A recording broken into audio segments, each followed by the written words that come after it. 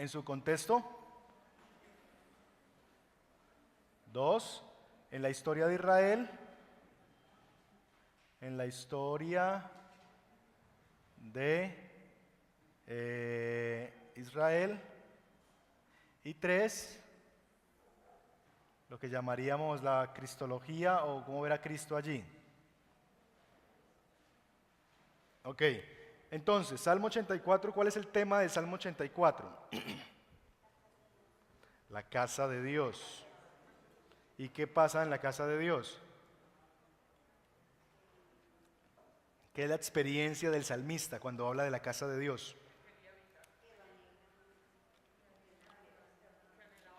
Que anhelaba habitar allí, ¿cierto?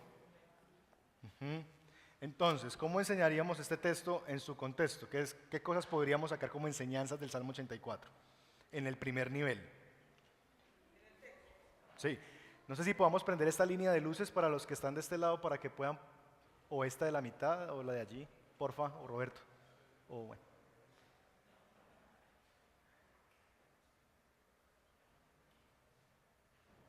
Eso es, para que vean un poquito más sus Biblias. Gracias. Am, a ver, ¿qué enseñanzas podemos sacar del Salmo 84? Los que hicieron la tarea. Oliva.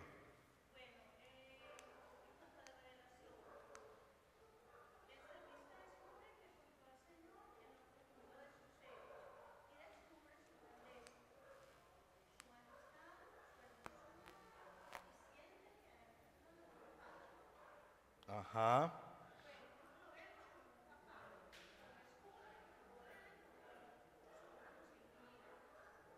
Ok.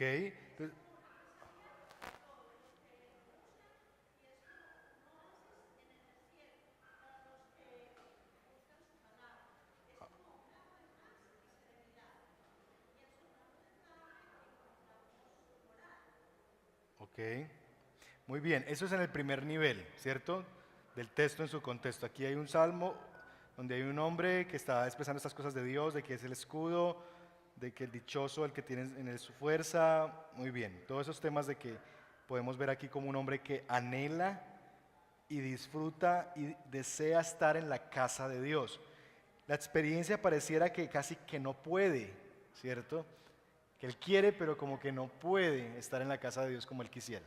Segundo nivel, ¿cómo viene este texto en el escenario de el contexto de Israel como nación? ¿Cómo podríamos enseñar esto y empujar el texto en su relación de Salmo 84 con la historia del pueblo de Israel? ¿Qué piensan? ¿Qué se les ocurre?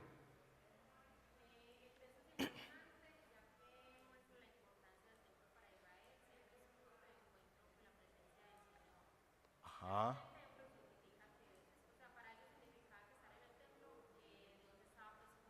ok,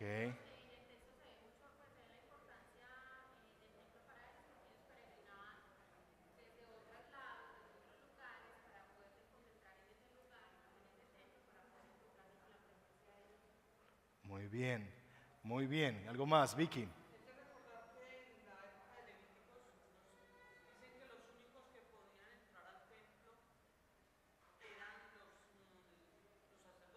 Ajá,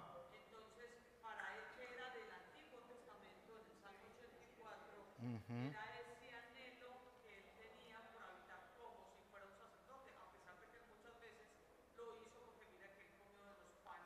¿este es un salmo de quién? ¿Los hijos de? ¿Y quiénes eran los hijos de Coré? ¿Quién era Coré? Ok, muy bien. Entonces era gente del templo, ¿cierto? Eran levitas, era gente que se administraba en el templo. Y ese dato es muy importante, que aquí hay un hombre que está deseando y es de los pocos que podría llegar a estar por algunos momentos en la casa de Dios, particularmente en los lugares más sagrados, porque en el atrio podía ir el pueblo, pero no todo el mundo al lugar santo, al lugar santísimo, mucho menos. Muy bien. ¿Cómo empujaríamos este texto y cómo lo veríamos en su relación con el Evangelio y con Cristo?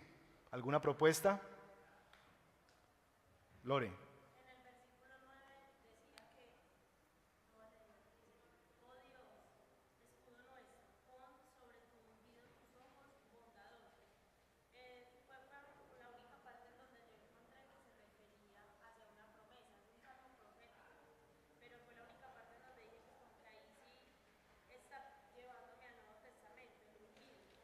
Ok, bueno, vamos a apuntar esa palabrita por acá, ungido, y vamos a apuntarla por aquí con promesa, que eso lo vamos a ver hoy, y con promesa, porque vamos a tratar de entender esto. Y también la palabrita tipo será importante hoy.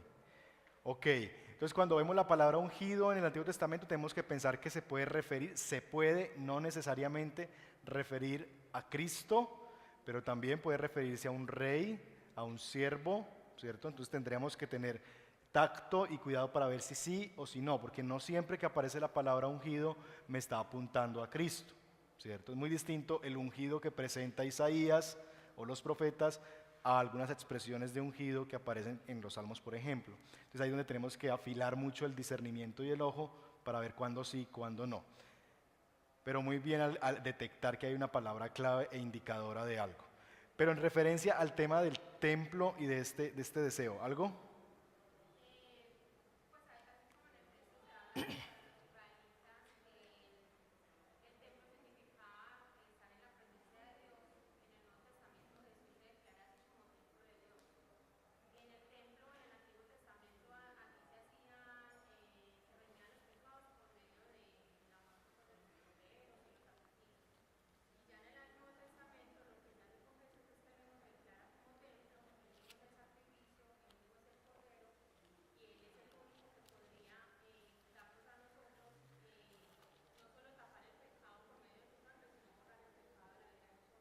Ajá. Entonces aquí empezamos a ver, a predicar a Cristo por temas, sería la línea que estamos tomando. Hay un tema, el templo, estamos yendo hacia Cristo a través de ese tema, ¿cierto? Muy importante detectar eso. Aquí estamos haciendo un acercamiento a la persona de Jesús a través de un tema que es muy importante y que Jesús se llama a sí mismo el templo. Y eso, estamos aquí predicando en eso. Jesús se ve a sí mismo como en quien habita la presencia de Dios. Entonces, muy bien por ese lado. También ¿no les parece precioso el escenario que el salmista está envidiando a los gorriones?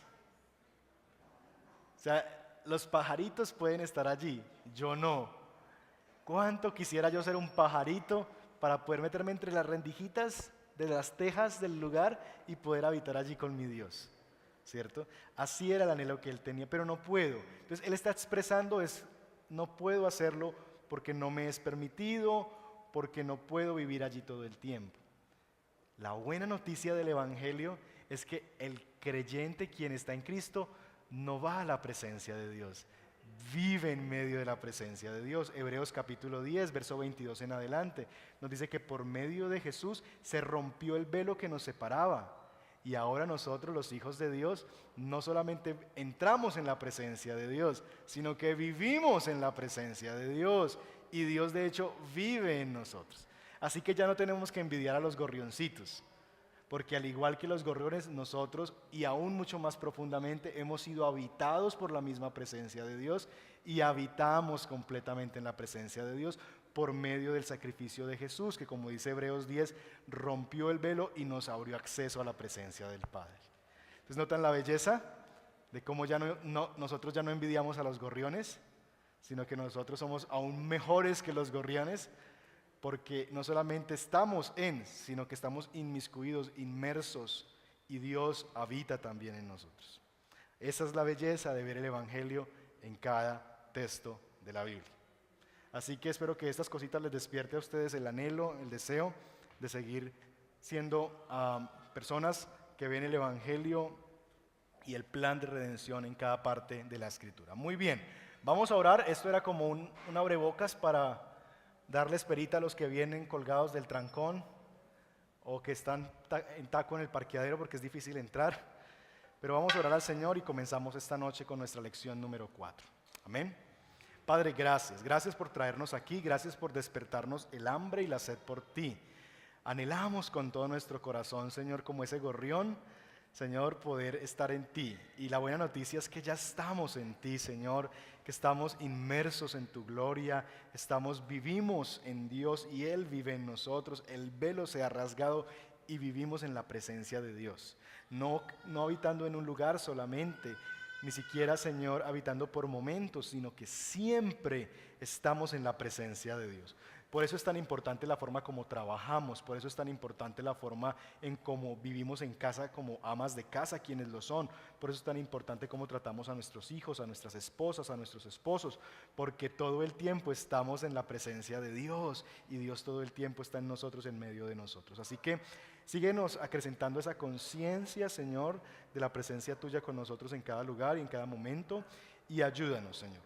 Guíanos esta noche en lo que nos proponemos cubrir esta noche.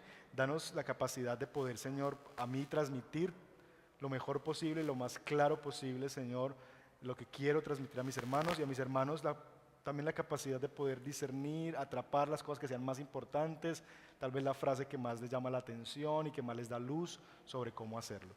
Guíanos, Señor, y bendícenos en este tiempo de compartir juntos. Te lo pedimos en el nombre de Jesús. Amén. Amén. Muy bien, hoy vamos a tener la segunda parte de cómo predicar a Cristo desde el Antiguo Testamento. Vimos la semana pasada por lo menos 2 formas de hacerlo.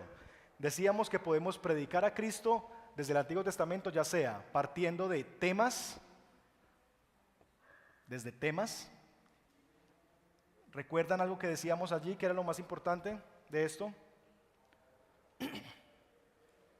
¿Qué es lo que tenemos que hacer?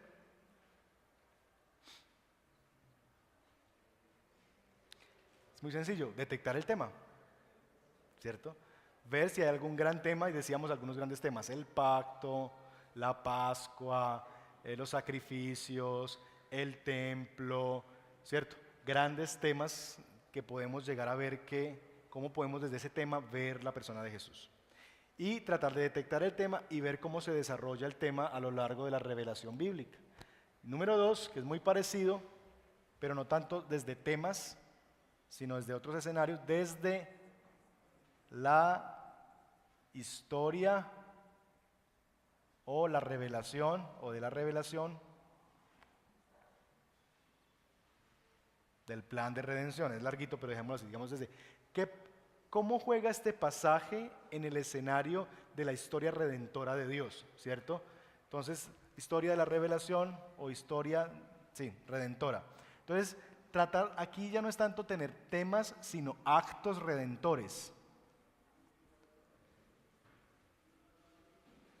Actos redentores que nos abren el hambre o los ojos a una realidad de redención de Dios, que se completa de una manera más perfecta en la obra de Cristo. Entonces veíamos algunos ejemplos, ¿recuerdan? Yo hice una listica aquí abajo larga de varios ejemplos de redención que había.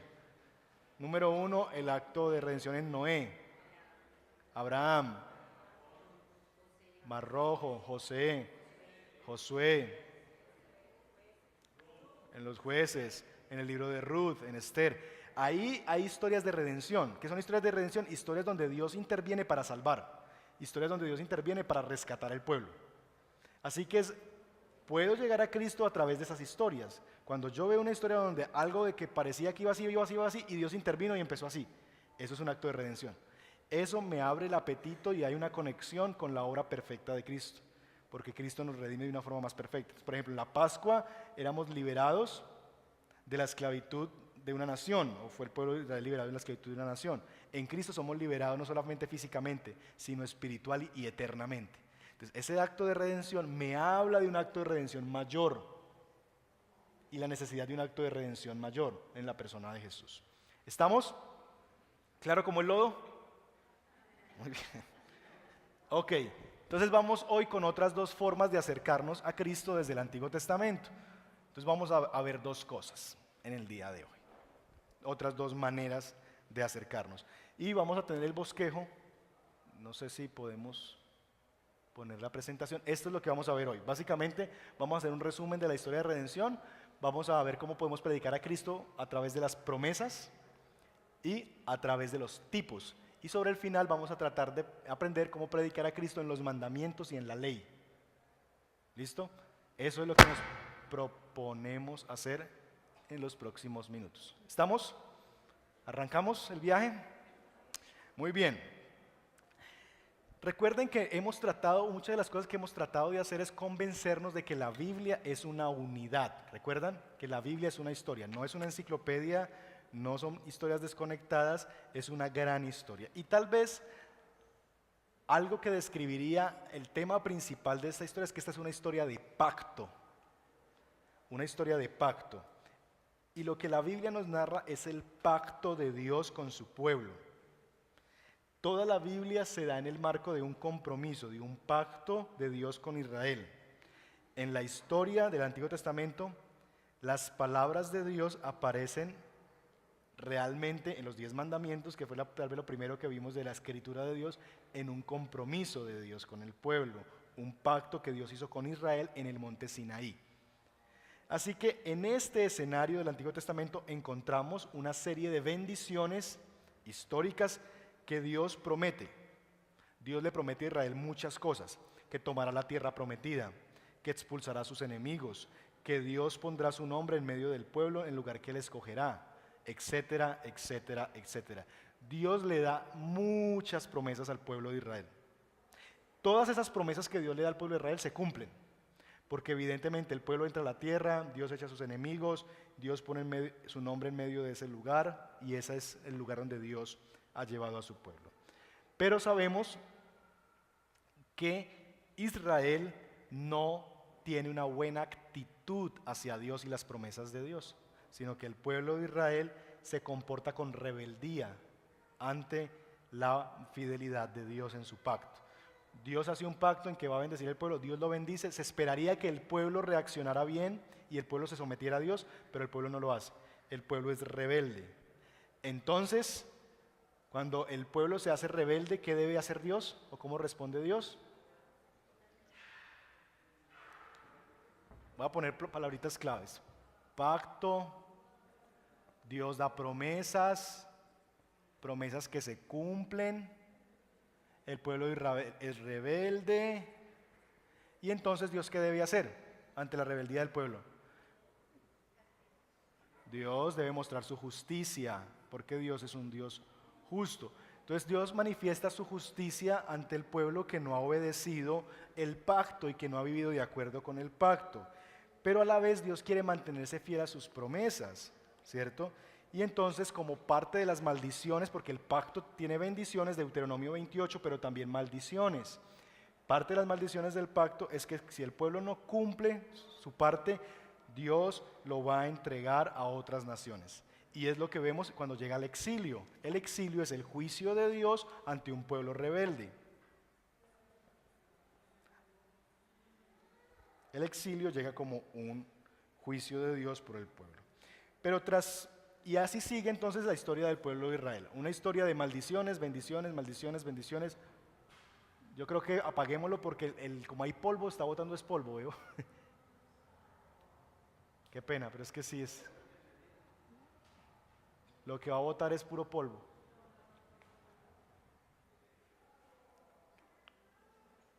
No sé si abrimos atrás. Ya está abierto. Bueno, hagan así. Muy bien. Tras toda esta historia de bendiciones y maldiciones de Dios, lo que Dios ha prometido es que Dios unirá a su pueblo. Esa es la promesa de Dios, que Dios los va a juntar. En las promesas de los profetas en Isaías, en Jeremías, que Dios va a juntar su pueblo de toda tribu, de toda lengua, de toda nación, que circuncidará sus corazones para que amen a Dios con todo su corazón y con toda su mente, y para que vivan para Él. Esa es la promesa que se da en Jeremías. Llegará un día en que ya no necesitará que nadie les enseñe, porque el pueblo de Dios tendrá un corazón para Dios. Pero eso no va a ocurrir chasqueando los dedos. Para que eso ocurra y el pueblo llegue a ser lo que Dios ha planeado que el pueblo sea, Dios mismo tiene que venir. Pero si Dios viene, ¿cómo puede Israel enfrentarse a Dios en toda su gloria y santidad? Recuerden, Dios es santo, yo soy pecador. Esas dos cosas lo único que producen es ira sobre el pecador, porque Dios es santo, y lo único que Dios puede pensar cuando ve el pecado es hacer justicia sobre ese pecado, porque su carácter lo exige. Así que si Dios viene, Israel no puede responderle al Señor, porque como diría el Salmo 15, ¿quién tiene manos limpias? ¿Dónde está el de manos limpias? ¿Quién puede tener corazón puro ante la presencia del Señor? ¿Quién es el limpio de manos? El puro de corazón. Levante la mano. Ninguno, ¿cierto? Todos nosotros estamos bajo el pecado. Dios es el Señor del pacto. Y lo que ocurre con quien no cumple el pacto es el juicio de Dios. Y la justicia de Dios está siendo clara. La paga del pecado es la muerte. Y los requisitos que Dios exige no pueden ser rebajados. Es decir, Dios no puede simplemente, bueno, ya no les voy a pedir que cumplan toda la ley. Cumplan el 30% y con el 30% negociamos. No, ¿cierto? No es suficiente entonces que Dios venga como Señor, porque si Jesús hubiera venido como Señor, entonces nos destruiría a todos. No solo como guerrero, porque entonces si viene como un guerrero de Dios, destruiría a los enemigos de Dios. Y yo soy un enemigo de Dios por causa del pecado. Él tenía también que venir como pastor y como creador. Para traer la salvación prometida, el Señor se ha de presentar como Señor, pero también como servidor del pacto. Y aquí hay dos palabras muy importantes: rey o señor y siervo. Porque parte del choque de los judíos cuando ven a Jesús es que él esperaban esta manifestación de Jesús, que Él viniera como el rey, el hijo de David, que viene a liberarnos del yugo romano. Pero Él vino más, también vino como esto, pero vino más como esto, como un siervo. Porque saben una cosa, lo que Dios estaba haciendo es que al venir como siervo, Él está representando al mismo pueblo de Israel. Él es el Israel de Dios y cumple todo lo que el pueblo no había podido cumplir. De tal manera que en la obediencia de Jesús, las promesas que se habían hecho a Israel se hacen realidad. ¿Qué quiere decir eso? Que Dios no solamente cumplió su parte del pacto en Cristo, enviar un Salvador, un Mesías, alguien que transforme el corazón, alguien que transforme la vida, sino que también en Cristo Dios hizo que Israel cumpliera su parte, porque Él vivió perfectamente en el pacto de Dios. Él cumplió toda la ley. Entonces Jesús cumple los dos roles. Él es el cumplimiento de la promesa de Dios, de la bendición de Dios para el pueblo, pero también Él hace la parte de nosotros. Él vive perfectamente y cumple lo que Israel no pudo cumplir. ¿Es claro? Los veo como... ¿Sí? ¿No estoy hablando en chino? Muy bien. Eso en resumen es la historia de redención. Ahí les resumí 39 libros de la Biblia y más 5, 44 libros de la Biblia, más o menos. Eso es lo que nos narra la Escritura hasta la venida de Jesús. Lo que viene después es las consecuencias de esa venida, ¿cierto? Quiero leerles estas frases. Esto es de un autor de apellido Clowney, y él dice lo siguiente, y tienen que seguirme porque es leído. La epifanía, es decir, la aparición del Hijo de Dios, no es una idea tardía divina, un plan de emergencia desarrollado para resolver el desastre imprevisto por la apostasía de la nación elegida. Es decir, la aparición de Jesús no fue un plan B o un C, un plan de emergencia, porque Israel pecó. No es el fracaso de Israel que hace necesaria la venida de Cristo, como si un pueblo obediente hubiera hecho innecesario al Salvador divino y encarnado. No, la historia del Antiguo Testamento es la historia del Señor, lo que Él ha hecho y lo que Él se propuso hacer. El Antiguo Testamento no nos da biografías ni historias nacionales, es la historia de la obra de Dios, no de los humanos. Habla en el contexto del pacto de Dios con ellos. Puesto que la salvación es de Dios y no de los hombres, la clave siempre es la fe. Los héroes del Antiguo Testamento, como el autor de Hebreo nos dice, son hombres y mujeres de fe. Ellos confían en Dios, creen las promesas de Dios y buscan una ciudad que tiene fundamentos, cuyo arquitecto y constructor es Dios. Entonces, básicamente lo que se nos está presentando aquí es que aún ante la pregunta, ¿y cómo se salvaron los antiguos si Cristo no había venido? Se ha hecho esa pregunta, si la salvación es por la obra de Jesús, ¿y entonces los antiguos cómo se salvaron? Bueno, por la misma razón que nos salvamos nosotros. Siempre ha sido por fe. En el caso de ellos porque creyeron en promesas.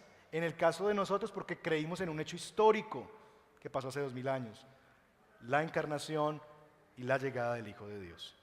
Ambos, antiguos y nosotros, somos salvados por la misma razón, por medio de la fe. ¿Es claro? Entonces, Cuando hablamos del Antiguo Testamento, hablamos de que ellos creyeron en promesas, promesas. Y es ahí donde llegamos a nuestro primer escenario de lo que vamos a aprender hoy, de cómo acercarnos a Jesús a través del Antiguo Testamento. Nos podemos acercar a través de promesas. Quiero que hagamos un ejercicio y nos vamos a dividir. Va a ser muy fácil otra vez contar, nos demoramos mucho, pero reúnase con tres personas. Reúnase con tres personas, por favor. Y de nuevo, uno de los tres se pone de pie.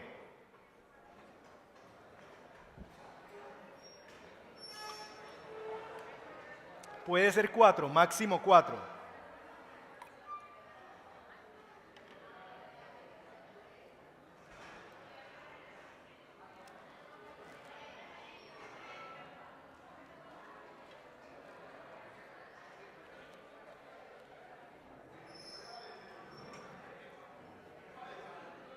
Ah, bueno, ahí está.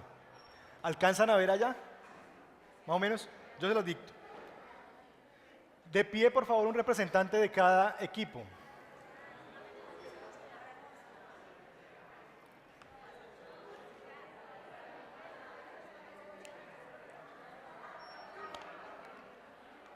Ok, un representante de cada equipo, por favor, de pie. Ahí. De pie, no de piso. Muy bien. ¿Todos tienen un representante de pie? Ok, mi amigo. Joel. Joel. Y está el texto de Joel. Ahí lo pueden ver. Joel capítulo 2, versos 28 al 31. Isaías 43, 1 al 5. Isaías 43, 1 al 5. Isaías 61, 1 al 4. Joel. Isaías 43, 1 al 5. ¿Listo? Isaías 43, 1 al 5. Isaías 61, 1 al 4. Edward, eso. No Julio, Edward. Listo. Joel, capítulo 2, versos 28 al 31. Isaías 43, Omar, versos 1 al 5. Luisa, Isaías 61, 1 al 4. John, Joel 2, 28 al 31. Jennifer, Isaías 43, 1 al 5. Luzdenia, Isaías 61, 1 al 4. Hermano José Domingo, Joel capítulo 2, versos 28 al 31. Pedro, Isaías 43, 1 al 5. Gise, Isaías 61, 1 al 4. Y Julio, Joel 2, 28 al 31. Y Diana, Isaías 43, 1 al 5. Y Andrés, Isaías 61, 1 al 4.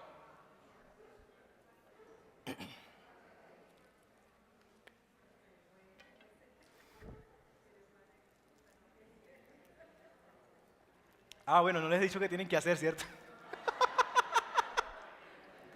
Está mundial. Muy bien. Pero todos juiciositos ya estaban leyendo.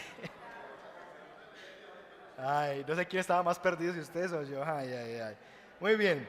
Van a tratar de detectar, número uno, cuál es la promesa.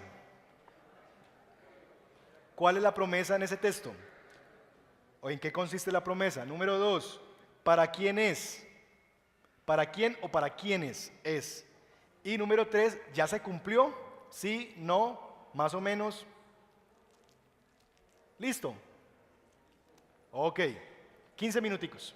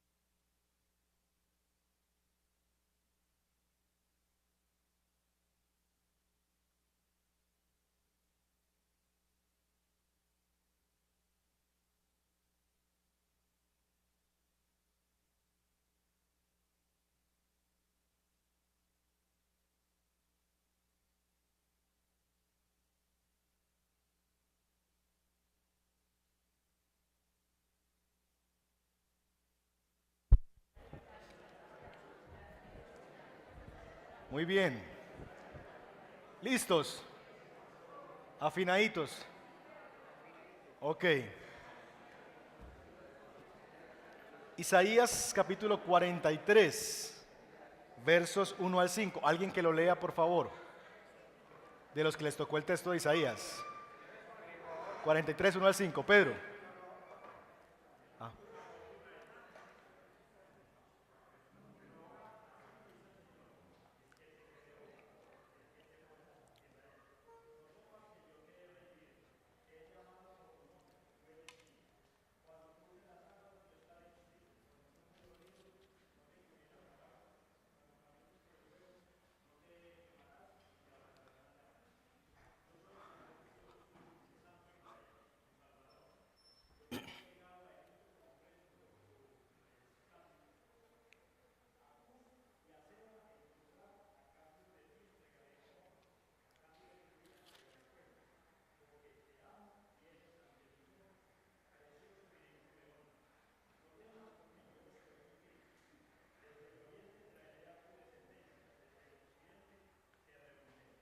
muy bien. Ok, antes de comentar ese pasaje quisiera mencionarles que hay varias cosas que debemos considerar cuando nosotros estamos tratando con las promesas del Antiguo Testamento. Lo primero tiene que ver con que las promesas del Antiguo Testamento en ocasiones tienen un cumplimiento progresivo. Es decir, algunas se cumplen ahí mismo en el relato y tiempo después, otras se cumplen ahí, pero aquí, pero todavía falta, ¿cierto? O ya se cumplieron en el pasado, ya fueron completadas. Entonces ahí es donde hay que tener también el discernimiento y la capacidad de ver, y por eso nos vamos a preguntar eso. Por ejemplo, en este texto de Isaías 43:5, díganme los que tenían ese texto, número uno, ¿cuáles son las promesas? Bueno, ahí están, ¿cierto? Y están el tema de salvación, protección, cuando cruces por las aguas, ¿cierto? Yo estaré contigo, presencia de Dios, protección, rescate, porque dice que Dios va a entregar naciones por ellos, les pone el ejemplo de Egipto y que asimismo lo va a volver a hacer, va a entregar pueblos por ellos y finalmente los va a reunir, verso 5, los traeré de oriente, traeré a tu descendencia y desde el occidente los reuniré, ¿cierto? Entonces hay una promesa de que Dios va a reunir. Muy bien. ¿Se cumplió esa promesa los que tienen Isaías 43, 1 al 5? Si alguien se pone de pie, Omar.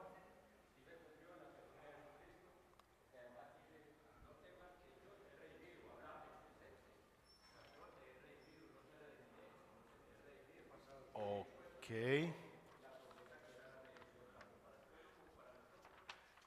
Ok, entonces se cumplió en Cristo. ¿Qué piensan los demás? Andrés.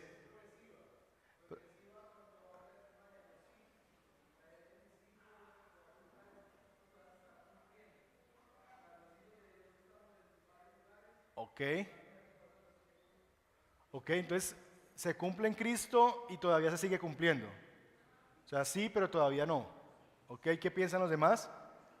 Mauricio.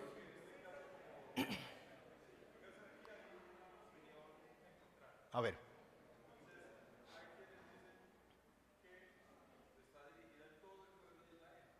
Ajá.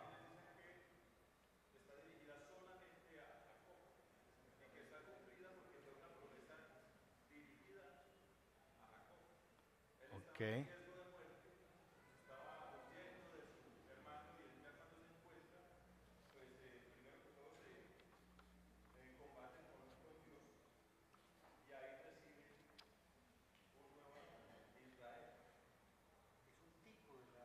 Ok, pero recuerden que aquí ya estamos, ya aquí Jacob está, ya no existe como un hombre, existe como una nación. Y el texto cuando dice, pero ahora sí dice el Señor, el que te creó Jacob, no se está refiriendo a Jacob, el hombre, sino a la nación. Por eso digo después, el que te formó Israel, ¿cierto?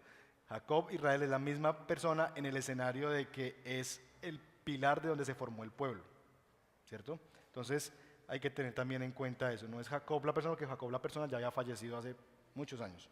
¿Qué piensan los demás que tienen Isaías 43, 1 a 5? ¿Todos están en la misma línea? ¿Alguna opinión diferente? Gabriel.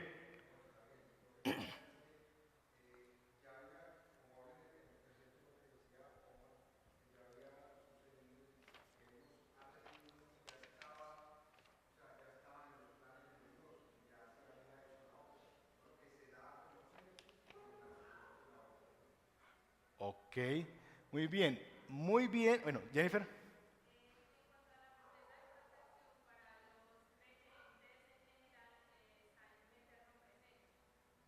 Ok, lo mismo que decía Andrés, todavía se sigue cumpliendo esa promesa, muy bien. Bien, pero les faltó algo, muy importante. Muy importante, pero no se los voy a decir porque si no les chiveo a los que vienen después. Isaías 61, 1 al 4. ¿Quiénes tienen Isaías 61, 1 al 4? Alguien que lo pueda leer, quien quiera leerlo. Diego lo lee, léelo pues Diego. 61, 1 al 4.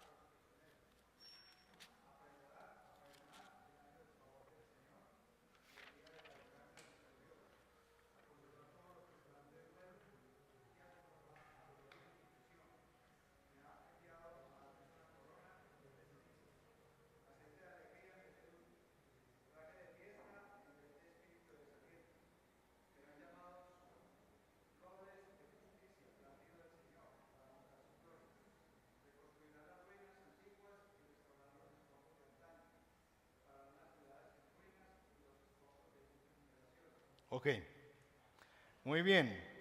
Entonces, primera pregunta, ¿para quién es esta promesa? Heidi. Giselle. Para Sión, para su pueblo. Muy bien. ¿Qué piensan los demás? Para el pueblo de Israel. Ok, muy bien. Ok.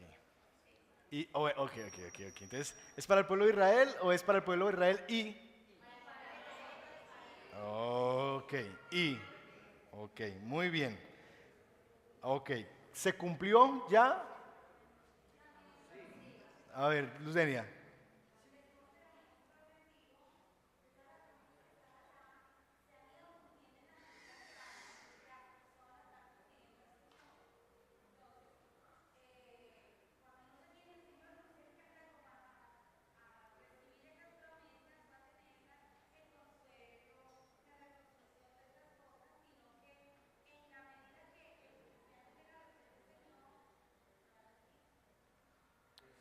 Progresiva, ok. En el escenario de que se cumple en la medida en que la gente cree. En ese sentido tú dices que es progresiva. ¿Qué piensan los demás? ¿Algo diferente? A ver, Efren.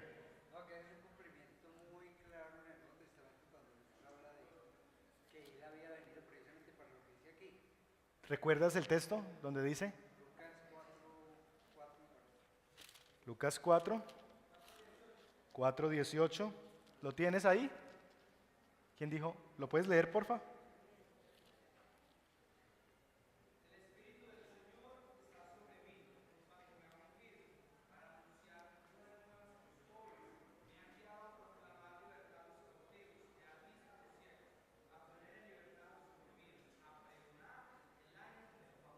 Ok, ¿dónde se corta y qué le falta a ese texto? Porque Jesús no citó toda la cita. ¿A dónde lo cortó? Según Isaías 61. Porque Isaías 61 dice más que eso. ¿Qué le faltó decir? El día de la venganza de nuestro Dios. Muy bien, noten esos detalles, no es todo. Entonces, Duan.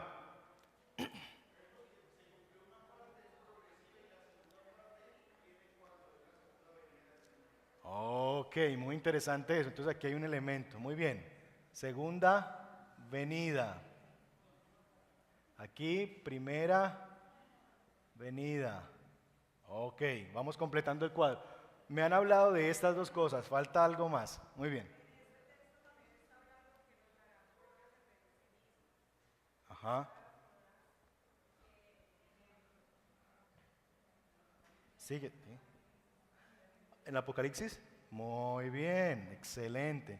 Entonces, aquí hay un cumplimiento hasta pregonar el año agradable, lo del jubileo. Pregonar, jubileo. Pero hay unos asuntos de la corona, pero también el día del juicio del Señor que todavía no se ha cumplido, ¿cierto? Y que espera su cumplimiento en la segunda venida, ¿sí o no? Fernando. Ok.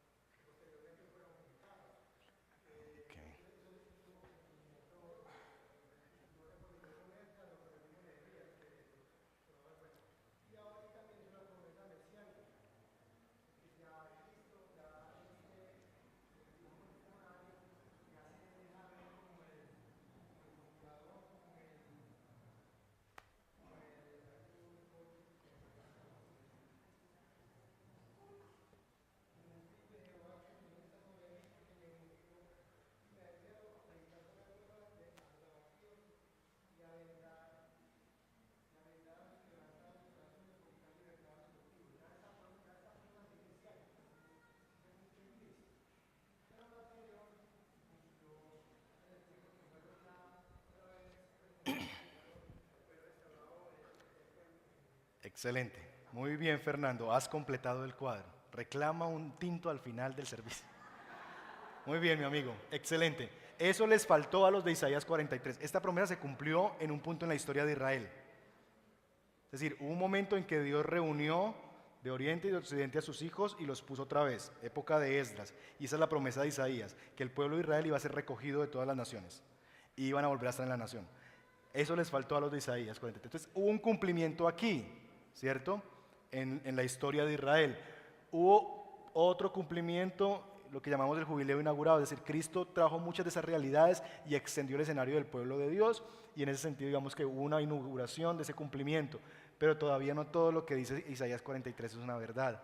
Esperamos que el día final eso sea una verdad completa. Muy bien, y finalmente Joel, capítulo 2. A ver, dale.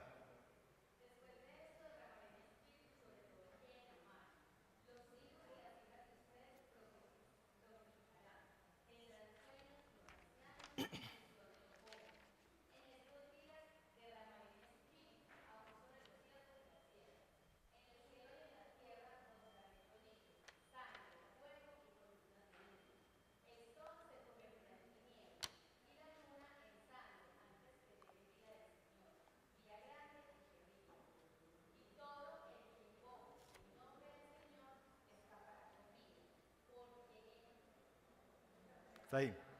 Muy bien. Ok, entonces, ¿para quién es la promesa?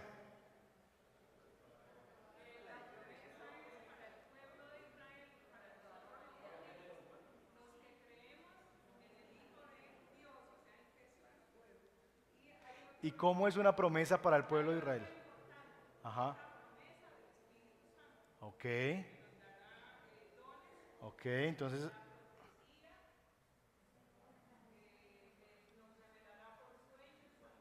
ajá.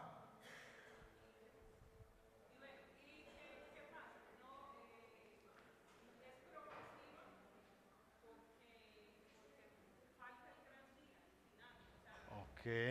Entonces has dicho que Hechos 2 y has dicho que hay cosas que todavía, como el día del derramamiento de sangre, todo ese tema, que esperamos que sea el día del juicio, donde Dios va a revelar su juicio. Entonces el juicio final, llamémoslo así.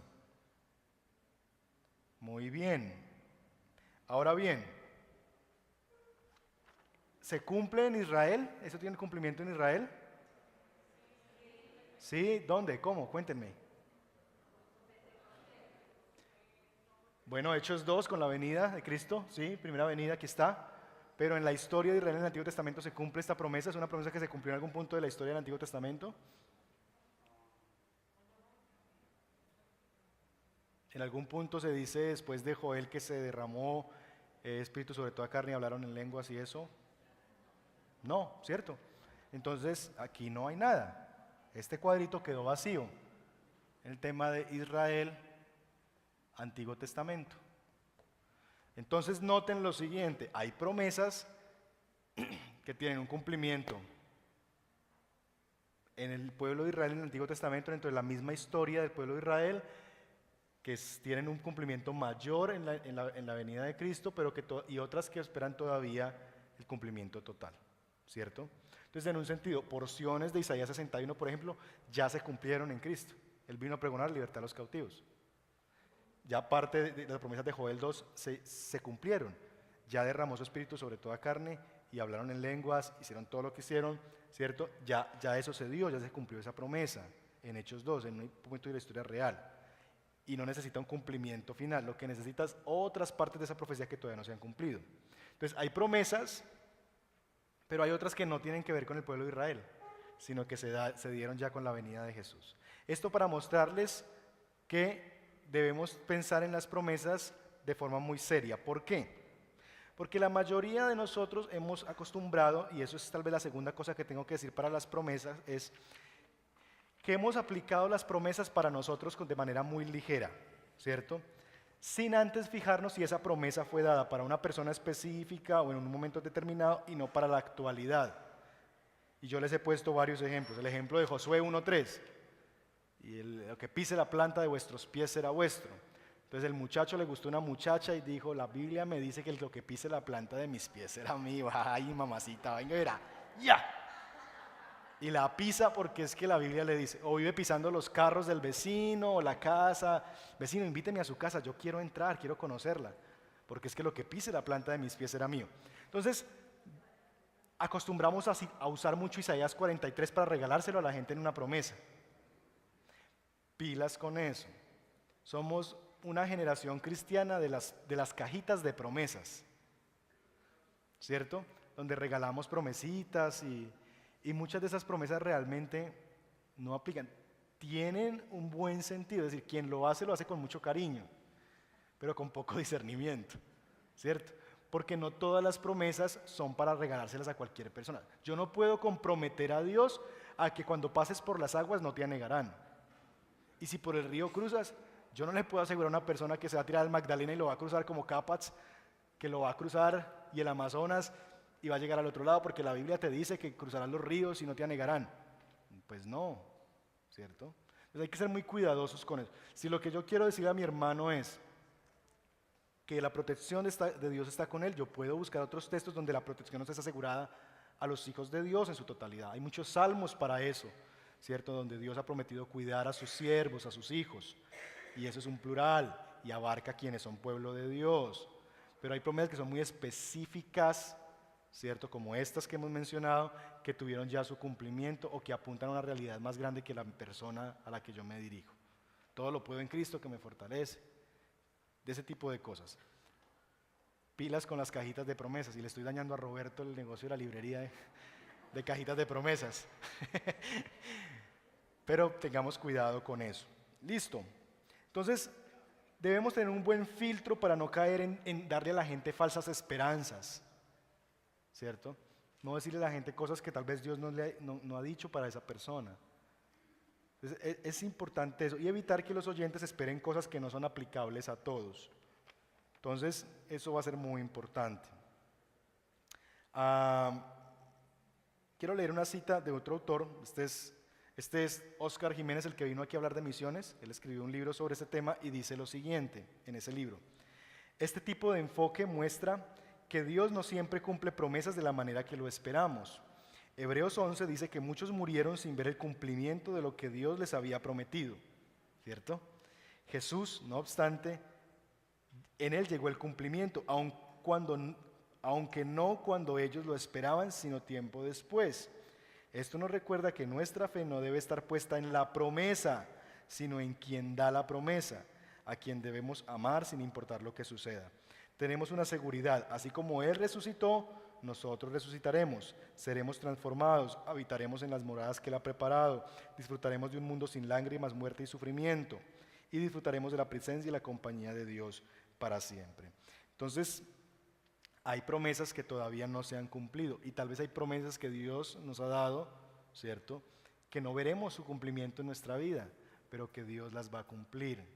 Así pasó con los grandes hombres de Dios en la historia, así Dios lo va a hacer, ¿cierto? También en nosotros. Muy bien. Ok.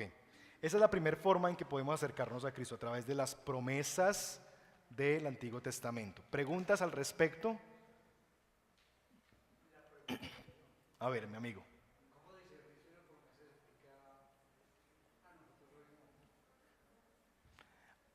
Preguntándonos estas cosas, por ejemplo, haciendo este ejercicio. Bueno, ¿para quién fue la promesa? ¿Esta es una promesa que se cumplió ya en el pueblo de Israel o no? ¿Esta es una promesa que tiene que ver con la historia de redención?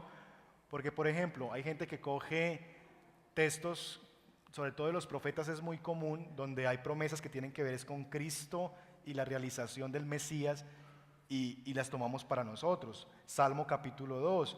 Te daré por herencia a las naciones. Entonces una hermana que me quiere mucho me dice, pastor, Dios me dijo que le iba a dar por herencia a las naciones, pastor. Vamos a llegar a tener el redil de Moscú y el redil de Hawái, porque Dios te va a dar por herencia a las naciones. Entonces, Hawái para Cristo, envíame a mí, yo iré. La hermana con muy buena intención me dice eso. Pero yo debo decir, hermana, eso es una promesa que se cumplió en la persona de Jesús. Él es el que es heredero de las naciones. No soy yo, ¿cierto? Yo soy parte de estoy administrando parte de su herencia, pero yo no soy el heredero, ¿cierto? Entonces, hacernos estas preguntas de ¿ya se cumplió? ¿No se cumplió? Seguir y tener discernimiento de leer la historia bíblica, por eso leer la Biblia es importante. Porque yo puedo ver un poquito, a mí me suena que esto ya pasó. Joel, usted lee Joel y de una vez conecta Hechos 2, esto ya pasó. Entonces, si ya pasó, entonces ¿por qué estoy esperando que siga pasando? No fe, como que algún día pase, si ya pasó, si ya se cumplió, ¿cierto? O se cumplió, pero Jesús cortó en esta promesa el año agradable al Señor, el día de la venganza, pero Jesús no dijo que él iba a proclamar el día de la venganza. Entonces todavía no se ha cumplido esa parte. Entonces todavía espera a cuando el libro de Apocalipsis me dice que Él vendrá también con juicio y vendrá a juzgar, ¿cierto? Y pondrá unos a la izquierda, otros a la derecha. Entonces es como, mucho de eso es el ejercicio de que tanto yo conozco la palabra de Dios. Y si estoy patinando mucho, pregúntele a sus líderes de ministerio. Entonces los de la EVI le preguntan a Adriana y los de los niños le preguntan a Melissa. Y ellas les van a decir toda la verdad sobre el asunto. ¿Listo? Muy bien. Segunda forma de predicar a Cristo, a través de olas de mujeres le preguntan a Sandra, a través de tipo, ¿no? O le preguntan a Juanita, tipo. Cuando usted escucha la palabra tipo, ¿qué se le viene a la mente? Un señor, ese desgraciado que me dejó. Muy bien, tipo. Tipo. ¿Qué es un tipo? Tipo. No, pues con el pastel ahí. ¿Qué es un tipo? A ver, sorpréndanme.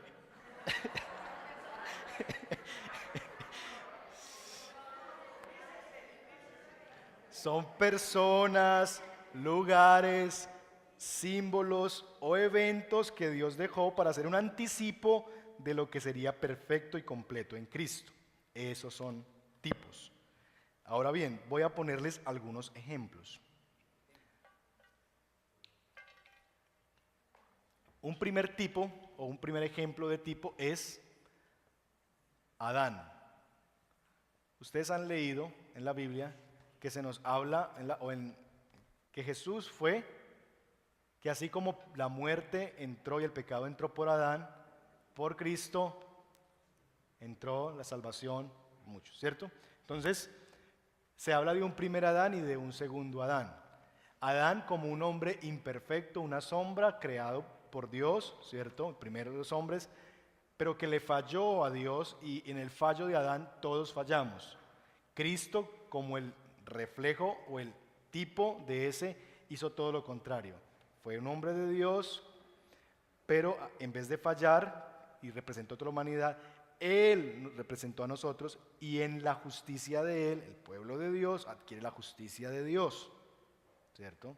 Entonces está ese escenario de que Adán se presenta y a Jesús es presentado como un segundo Adán. Entonces, Adán es un tipo de Cristo. La misma Biblia hace la analogía o la comparación. Dos, otro ejemplo, los sacerdotes. Hebreos nos dice que nosotros tenemos en Jesús, ¿a quién? A un sumo sacerdote, mucho mayor que los anteriores. Los sacerdotes prefiguran a Jesús como nuestro sumo sacerdote. Allí había unos sacerdotes que presentaban sacrificios a Dios e iban en representación del pueblo a presentarlos. En Jesús tenemos a uno mucho mayor que ellos, que presentó el gran sacrificio y no solamente presentó algo externo a él, sino que el sacrificio fue el mismo. Él es el gran sumo sacerdote. Y Hebreos lo explica mucho mejor que lo que yo puedo explicárselos. Los reyes, David y los reyes en la historia de Israel. Entonces es muy común vincular a Jesús con David, Jesús hijo de David, ¿cierto? Como que prefiguran a Jesús como el rey de reyes. Estos reyes, en un sentido, mostraron de una manera imperfecta, incompleta, lo que significaba ser alguien que gobernaba en nombre de Dios. Lo que vemos en Jesús es que Jesús sí fue un rey perfecto.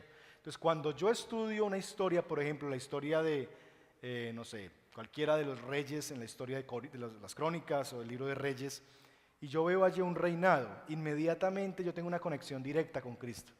Porque lo que puedo ver en ellos es que en los fallos de ellos yo encuentro las virtudes de Cristo. Lo que ellos no fueron y lo que ellos no hicieron sí es perfectamente cumplido y realizado en la persona de Jesús. Entonces ahí tengo una conexión directa con la persona de Jesús, porque Jesús sí es el rey perfecto. Él sí gobernó a su pueblo con justicia y equidad. Él sí tiene toda la justicia para gobernar. Él es un rey bondadoso. Y vemos todas las virtudes de Cristo en contraste con las virtudes o con los defectos más bien de los reyes. Moisés y los profetas.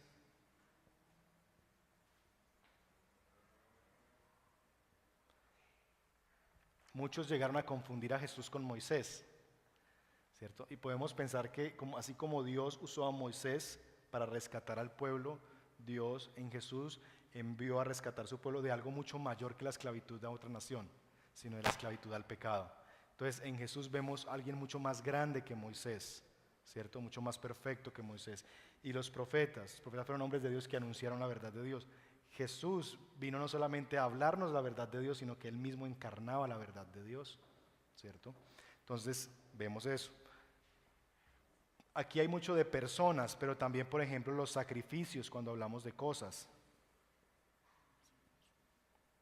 El templo, cuando hablamos de lugares.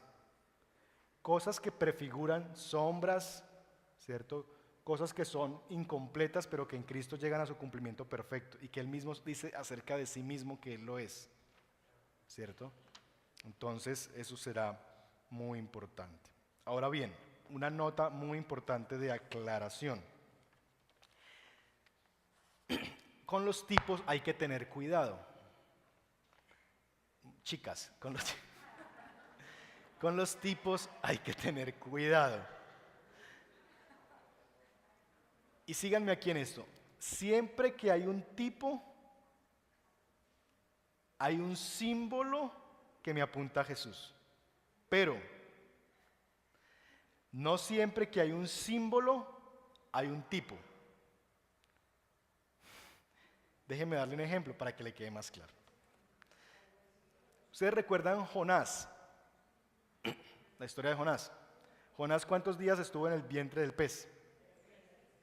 3 días. Yo no puedo decir que así como Jonás estuvo 3 días en el vientre del pez, así mismo Jesús estuvo 3 días en el vientre de la tierra y resucitó. Rahab, el pañuelo rojo de Rahab, que ella puso en la puerta para ser salvada del juicio de Dios. Entonces, uy, el pañuelito rojo, la sangre de Cristo. Claro, yo veo a Cristo en el pañuelo rojo de Rahab. Así como Rahab puso un pañuelo, nosotros ponemos a Cristo por delante y tenemos la salvación. No. Cuando hay un tipo, la misma Biblia debe hacer la comparación, o la misma Biblia debe sugerir la comparación. A eso me refiero. Siempre que hay un tipo hay un símbolo, pero no siempre que hay un símbolo, un pañuelo rojo, ¿cierto? Porque se han hecho muchas comparaciones entre Jonás y Jesús, que pueden llegar a ser en el caso de ver a Jesús como alguien más grande que Jonás, pero no un tipo necesariamente como algo que es totalmente equivalente, ¿cierto? Y porque la Biblia no hace esa equivalencia directa, entonces hay que tener mucho cuidado. También se debe tener en cuenta que el tipo es una sombra de lo que vendrá luego, una versión incompleta o imperfecta cuyo cumplimiento será mayor en la persona de Jesús o fue mayor en la persona de Jesús. Por ejemplo, la Pascua, que es otro que podemos llamar una especie de tipo. En la Pascua vemos redención, ¿cierto? Y sería por la vía de la redención también, podríamos llegar ahí. En la Pascua a Dios se le celebra la libertad del pueblo de Dios, de una nación. En Cristo tenemos una libertad mucho mayor. El Cordero de Dios que quita el pecado del mundo. En la Pascua se recordaba eso también, pero en Cristo Jesús tenemos algo mucho mayor, ¿cierto? No nos redime la esclavitud física, sino también de la esclavitud espiritual. Hay un peligro con los tipos y es volvernos buscadores de tipos. Ir por toda la Biblia y buscar cualquier símbolo que yo encuentre, ahí ya veo, ¿cierto? Entonces, convertirnos, y esa es una tentación muy grande que tenemos. Entonces, con los tipos debemos ser muy cuidadosos. He aquí una pequeña lista, pero yo creo que son las cosas que más podemos pensar. A veces es difícil establecer si hay uno en otro regularmente. La regla que debe definir si es un tipo o no es si la Biblia da esa posibilidad, si la Biblia a sí mismo lo da en una comparación. De lo contrario, no, puedo llegar a través del tema, por ejemplo, ¿cierto? O a través de otra forma, pero no al mencionar que es un tipo. Yo no puedo decir que Jonás es un tipo de Jesús, pero sí puedo decir que Jonás, que en Jesús tenemos a alguien mucho mejor que Jonás, porque Jonás fue un pregonero rebelde, ¿cierto? Que no quería ir donde Dios lo mandó. Jesús vino aquí con gozo y Él vino voluntariamente. Entonces yo puedo sí decir cosas y comparar cosas, pero no puedo decir, en Jonás vemos un tipo de Cristo. Es eso, el punto. ¿Claro? Muy bien.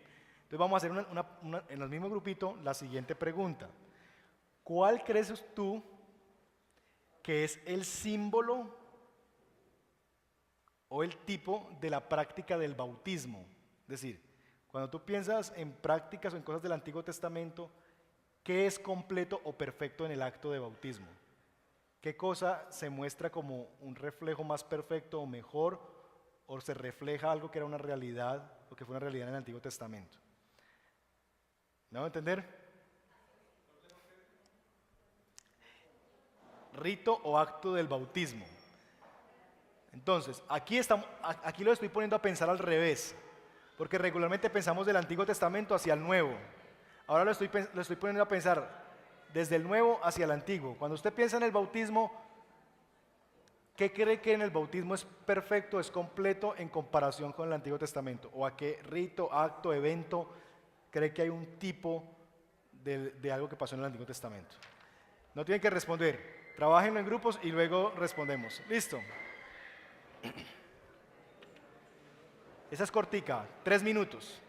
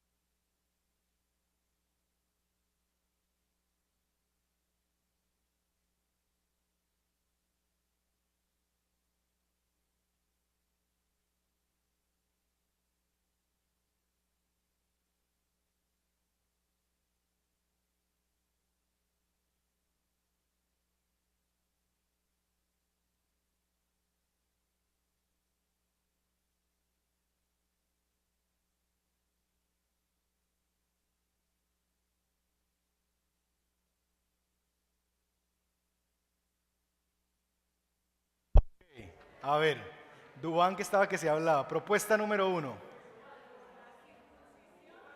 La circuncisión. Circuncisión. ¿Alguien vota por la circuncisión? Levanten la mano los circuncidados. A ver, levanten la mano los que votan por la circuncisión. Ok, ¿alguien piensa diferente? Julio. El cruce del Mar Rojo. Esa nunca la había escuchado. ¿Cómo? ¿Cómo crees? No, pero se vale, pues, estamos en esas.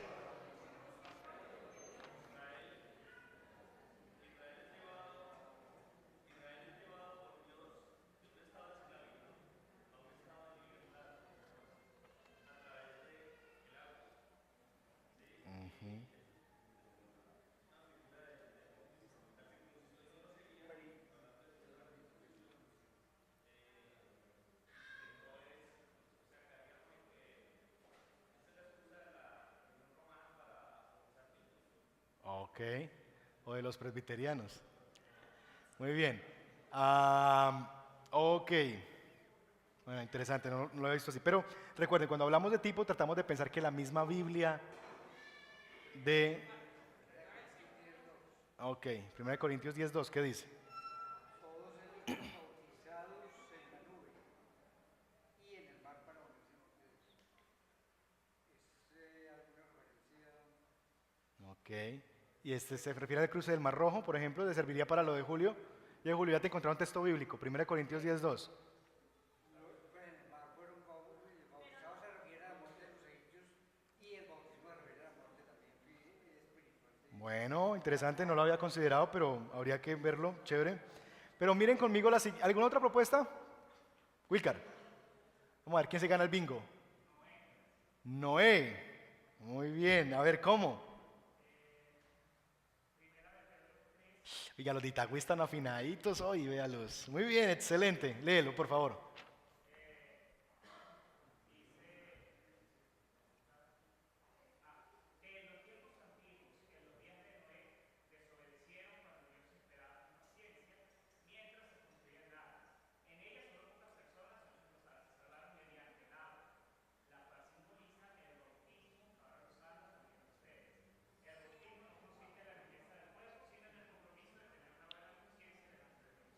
Eso es, mi amigo, excelente. Es el diluvio,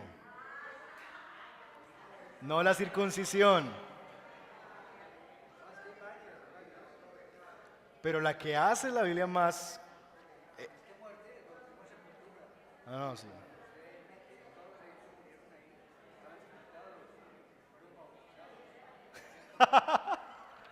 No, ya está yendo muy lejos. Listo, muy bien. ¿Estamos? ¿Claro como el lodo? Muy bien. Quiero explicarles esto y cerrar aquí, anunciarles algo, tener nuestro break y terminar. Listo. Mírenme aquí, por favor.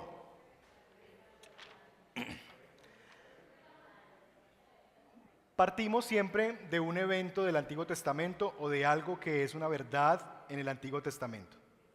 Entonces, pongamos el ejemplo de los sacrificios.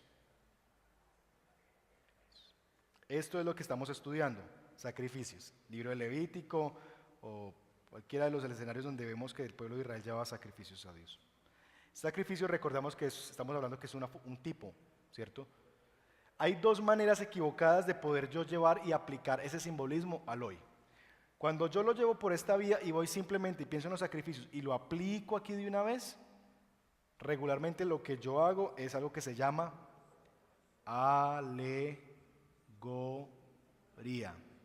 La alegoría no es una sana manera de interpretar la Biblia.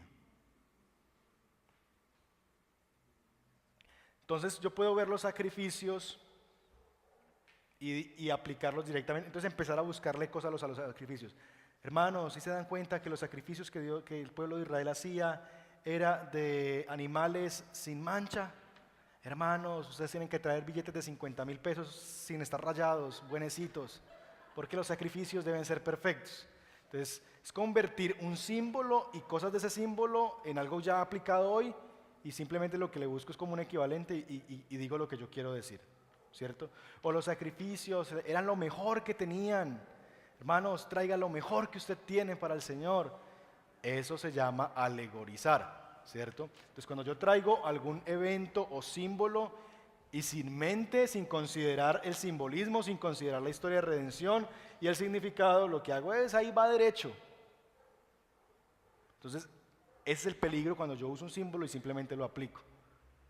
Es que trato de recordar uno de los 10 leprosos que escuché un día muy interesante, pues no recuerdo muy bien cuál era, pero era algo como eso, ¿cierto? Con el tema de la lepra también. Entonces, paso a eso de una vez directamente aquí. Entonces, esa es una forma. La otra forma equivocada de pasarlo es que sí, yo veo que es un símbolo. Entonces lo explico como un símbolo, como algo que Dios estaba prefigurando para una verdad que tendría su cumplimiento en Cristo. Pero le explico el simbolismo, qué eso significaba, que el cordero, tal cosa, ¿cierto? Me quedo en este punto y lo que hago inmediatamente es bajarlo aquí. No lo paso por acá, sino que lo bajo inmediatamente aquí. Entonces, si explico el simbolismo, explico esto es un símbolo. Cuando yo hago eso, regularmente caigo en moralismo. Porque lo que hago aquí regularmente es decir, sí, esto es un símbolo, pero eso nos muestra cómo Dios quiere que nosotros vivamos ahora. Entonces, hermanos, cuando Dios habla de los sacrificios, Dios quiere también que nosotros hagamos sacrificios en nosotros mismos. Y hasta citamos textos de la Biblia. Hebreos nos dice que somos sacrificios vivos y santos. Así como en el Antiguo Testamento se ofrecían sacrificios, ahora, hermanos, debemos ofrecer nuestras propias vidas como un sacrificio a Dios. Y convierto un símbolo que nada tiene que ver con que yo me sacrifique, que es todo lo contrario, porque el símbolo es que es el otro inocente el que es sacrificado por mí, no yo. Es decir, la Biblia quiere decir totalmente lo contrario. Pero yo predico un mensaje totalmente adverso a lo que el texto bíblico. Lo que el texto bíblico de los sacrificios me está enseñando es la gracia de Dios de que no me condena a mí al pecador, sino que a través de un animalito inocente yo no tengo que pagar ni sacrificarme. Y yo termino diciendo que lo que Dios quiere es que yo me sacrifique por la causa de Dios y entregue mi cuerpo para sacrificarme a Dios. La Biblia sí dice eso, pero no lo dice en el contexto de los sacrificios o en el equivalente de los sacrificios. Lo que la Biblia dice es todo lo contrario. Entonces, caemos en moralismo por ese afán de aplicar ya mismo y de decir hay que hacer, nos perdemos de esto. ¿Qué es entonces lo que deberíamos hacer? ¿Cierto? El recorrido completo.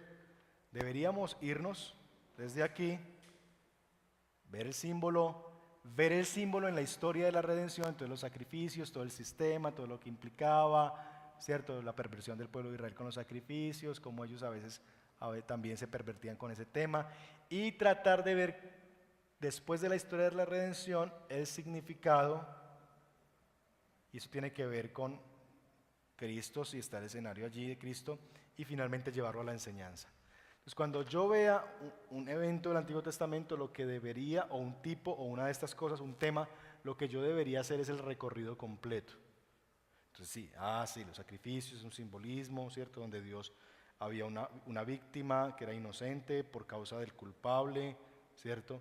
Y eso finalmente Dios lo hizo como una forma en que el pueblo de Dios pudiera acercarse a Dios y Dios perdonar sus pecados, expiar la culpa para que el pueblo de Dios pudiera seguir siendo el pueblo de Dios, y eso lo hizo así. Por momentos en la historia el pueblo de Dios no lo hacía, o lo hacía con una intención equivocada, ¿cierto? Por eso Jesús expulsó a los del templo, porque habían convertido eso en un mercado para ver quién ganaba más. Ya no le importaba el sacrificio, sino cuánto podían beneficiarse del sacrificio. Y finalmente yo veo que la Biblia me dice que Jesús es el Cordero de Dios que quita el pecado del mundo. Y que el significado de esto aquí se completó acá en la persona de Jesús. Él es el verdadero sacrificio y el perfecto sacrificio. Él fue la víctima sin mancha, ¿cierto? El Cordero perfecto que se entregó para el perdón de mis pecados. Entonces, cuando yo lo llevo a la enseñanza, ya no llevo una enseñanza de que hay que hacer sacrificios perfectos por la obra de Cristo, el billete 50,000 sin rayar, o ya no llevo, hermanos, hay que presentarnos como sacrificios vivos, sino que lo que presento es el Evangelio. La buena noticia de que el sacrificio perfecto ya vino y fue Cristo Jesús por nuestros pecados. Entonces, notan, hay que hacer el ejercicio y nos libramos de muchos errores. ¿Estamos? Muy bien, vamos a parar ahí para tener nuestro break y terminar con el tema de la ley, cómo predicar a Cristo en la ley. Pero antes, hola. Antes de eso quisiera pedirles a los hermanos de Itagüí que están aquí, si pueden venir aquí al frente.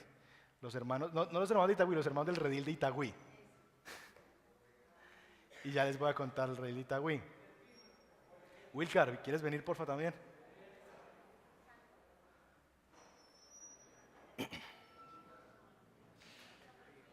Ustedes saben, bueno, les presento, él es Fernando, hermano que se ha congregado con nosotros desde hace cuánto, Fernando, más o menos.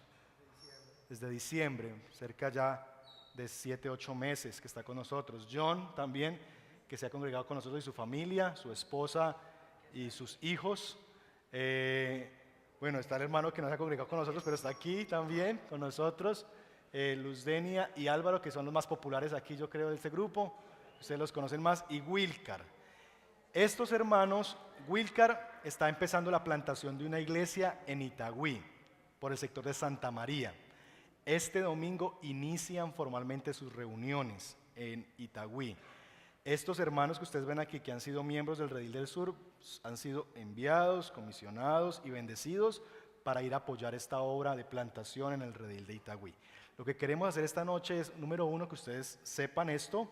Número dos, que oremos por los hermanos y los enviemos en bendición. Nosotros no nos entristece que se plante una iglesia, nos gozamos que se plante una iglesia, ¿cierto? Así que queremos bendecirles, decirles a ellos que estamos contentos, no que se vayan, sino que van a ser enviados a plantar una iglesia, ¿cierto? Y en un sentido, orar que la bendición de Dios les acompañe. Wilcar y su esposa son los que están liderando este proceso allí en Itagüí. Entonces, si usted tiene familia, amigos por el sector de Santa María, todo eso del Parque del Periodista y del Obrero, el Triángulo que ellos me han hablado, de zona de la moda, Parque del Obrero, Parque del Artista, creo que en ese triángulo es que ellos quieren moverse, ¿sí estoy bien? Si tiene gente en ese sector que no tiene iglesia y no se está congregando, o que está en una iglesia que usted dice, ya le tengo la iglesia que es, se le queda cerquita a la casa, vaya para allá, hable con Wilcar, recomiéndela o con alguno de estos hermanos para que podamos apoyar allí. Entonces, ¿qué tal si oramos? ¿Les parece? ¿Qué tal si nos ponemos en pie y bendecimos a estos hermanos? Pedimos a Dios que Dios les ayude, que Dios les guíe en todo este proceso y Dios les respalde y respalde su iglesia. Padre, estamos agradecidos contigo por la bendición que nos das de participar, Señor, como iglesia, como Redil del Sur, de la plantación de una nueva congregación. Y estamos agradecidos, Señor, de que nos has dado el gozo, Señor, de maneras tal vez pequeñas, Señor, poder participar y poder bendecir a estos hermanos en las maneras en que tú nos has guiado. Y particularmente, Señor, poder enviar a estos hermanos, Señor, que están con nosotros, que se han congregado con nosotros por meses y han sentido tu llamado de ir a esta iglesia y vivir la experiencia preciosa de plantar una nueva comunidad. Pedimos que tú les ayudes, les fortalezcas en la fe, que tú les des todos los recursos materiales, los recursos humanos, espirituales, emocionales, para que ellos puedan, Señor, extender tu obra en este sector de la ciudad que tanto lo necesita. Bendecimos a nuestros hermanos, a Wilcar especialmente su liderazgo. Pedimos que tú le ayudes, le fortalezcas, le des sabiduría, le des gracia, Señor. Que tú le des, Señor, la confianza de que Él es simplemente, Señor, alguien de cual tú has tenido por digno para liderar tu iglesia y tu pueblo, Señor. Señor, y que ese es Él, un hombre que ha sido transformado por tu gracia y que ahora, Señor, está siendo enviado por ti para ayudar, Señor, a que esa gracia se extienda a otros. Úsale con poder allí en Itagüí junto con estos hermanos. Haz de mis hermanos columnas, soportes, baluartes de esta comunidad y permítenos escuchar buenas noticias de lo que tú estás haciendo por Itagüí, Señor. Bendecimos a nuestros hermanos, Señor, y los enviamos bajo tu bendición, Señor, y bajo tu gracia, en el poderoso nombre de Jesús. Amén. Amén. Amén. Entonces tómense el cafecito con los hermanos y denles el abracito. Gracias. Bueno, mucho gusto. Gracias.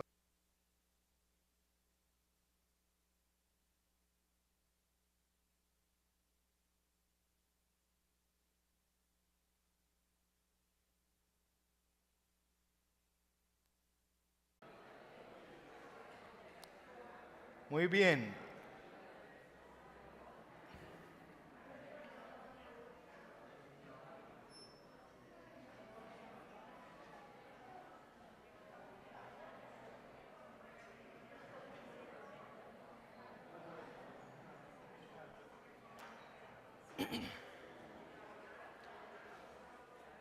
Ok, vamos a seguir, vamos a terminar.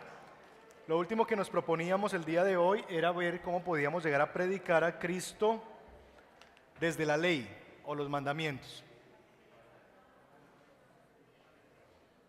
Es decir, cuando yo tengo un texto donde hay un mandamiento en el Antiguo Testamento, una ley prescrita, ¿cómo podemos predicar a Cristo desde allí? Lo primero que tenemos para decir es que Cristo es el intérprete y el que cumplió la ley. Es decir, Cristo la interpreta, lo que hace, por ejemplo, en el Sermón del Monte, lo que él hace es interpretar la ley que había sido mal interpretada. Pero no solamente la interpreta, sino que él la cumple. Es decir, la ley se cumple en él.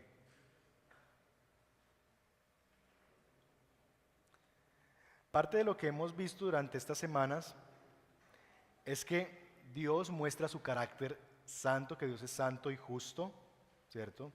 Y que como Dios es santo y justo, Dios tiene unas exigencias de cómo debería ser el pueblo de Él, ¿cierto? El pueblo de Dios.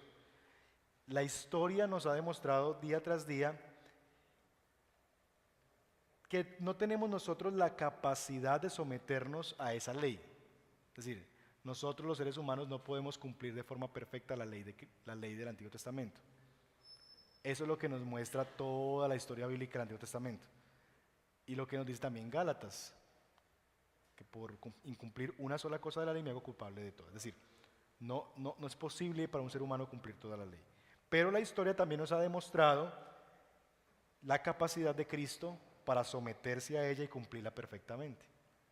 Entonces, la historia me muestra el carácter de Dios, Dios Santo y sus exigencias. La historia me muestra que yo no he sido capaz de cumplirla, pero la historia también me muestra que sí hubo uno que la cumplió, Cristo Jesús. Además, también en la historia bíblica se nos muestra que Dios nos ha dado en el Espíritu Santo un recurso para ayudarnos a cumplir y a obedecer a Dios. ¿Qué es lo que quiero que hagamos? Pensemos y vamos a hacer el taller con un mandamiento. ¿Cómo predicar a Cristo desde los 10 mandamientos, por ejemplo? Es decir, ¿cómo puedo yo ver a Cristo y cómo puedo llegar a predicar a Cristo desde Éxodo 20 y los 10 mandamientos? Entonces, lo que quiero que hagamos a nivel de taller con los mismos 3, los mismos de siempre, es lo siguiente. Van a pensar cómo predicarían a Cristo según lo que hemos visto, las herramientas que usted ha recibido, el siguiente mandamiento. Está en escuela dominical, usted es una maestra y están hablando de los 10 mandamientos a los niños. Y el mandamiento dice, no robarás. Pero usted ya sabe que no solamente le va a decir, niño, robar es malo, pao, pao, eso no se hace, señor elefante. ¿Cierto?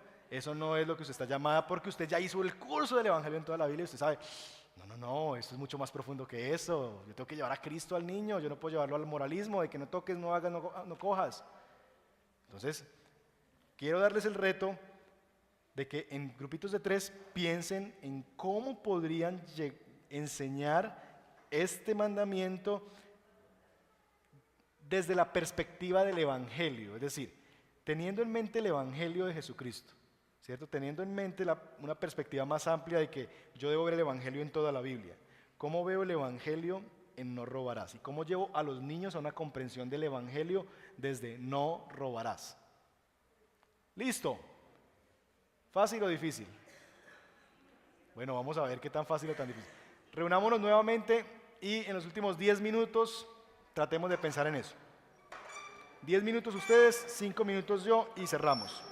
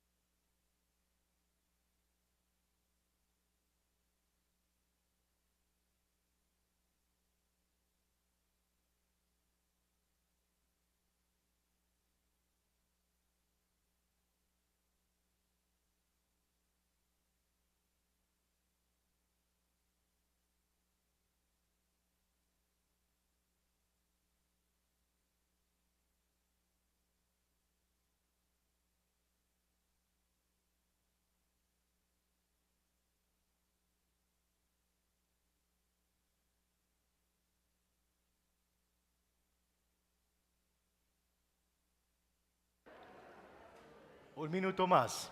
¿Listo?